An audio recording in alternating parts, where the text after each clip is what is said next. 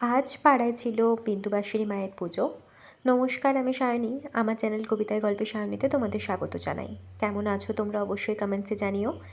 ইচ্ছে ছিল না আজকে ভিডিও করার, কিন্তু আজকে বিন্দুবাসিনী মায়ের পুজো, ওই যে বললাম, তাই ভিডিওটা শুরু করেছি। কালকে যে পড়ে গেছিলাম, বেশ ব্যথা পেয়েছি, তাই ইচ্ছে ছিল না আর কি। তারপর সকালে যখন জানলাম যে আজকে পুজো আছে, তাই শুরু করেছি ভিডিও। সকালে ক্লাস করাতে যাচ্ছি, যেহেতু রবিবার ক্লাস ছিল, আর সকালে দেখলাম ভালোই আছি, তো ক্লাস করিয়ে ফিরে এসেছি। ফিরে এসে কাল রাতের ডিনার এটা।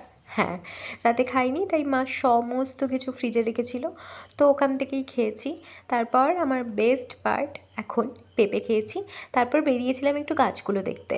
আমার স্নেক প্ল্যান্টে বেশ কয়েকটা বাচ্চা হয়েছে, এই যে দেখো। তো ওগুলোই ঘুরে ঘুরে দেখছিলাম। আর একটা বুনো ফুল হয়েছে, সুন্দর দেখতে, জানি না নাম কি, জানলে অবশ্যই জানিও। তো ওটাই দেখতে একটু রাস্তা থেকে গেছিলাম। এই যে ভারী সুন্দর না? লাঞ্চ ক্যাপচার করতে একদম ভুলে গেছি, সবাই মিলে খেতে বসেছিলাম, গল্পে একদম ভুলে গেছি। চাটনির সময় মনে হয়েছে। তারপর কয়েকটা মানি প্ল্যান্ট তুলে এনে এই যে এই সব কারুকাজ করেছি। এদিকে এক পশলা বৃষ্টি হয়ে গেছে ক্লাস করানোর ঠিক পর পর। এই যে কীর্তন দল আসে, আর কীর্তন দলের কিছুটা পরে আসে এই যে বাজনা।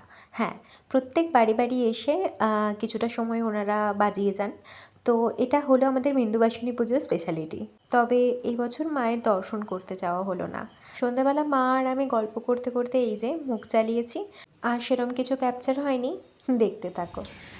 বাইরে সুন্দর হাওয়া দিচ্ছে, কিছুক্ষণ আগে বৃষ্টি হয়ে গেছে, দেখে বোঝাই যাচ্ছে চারিদিকে অন্ধকার, কারেন্ট নেই, আর ফোনেও খুব একটা চার্জ বেজে নেই। ওদের মতো বসে আছি। মনে হয় ভিডিওটা আর কন্টিনিউ করা যাবে না, কারণ আজকে কারেন্ট আসার সম্ভাবনা কম।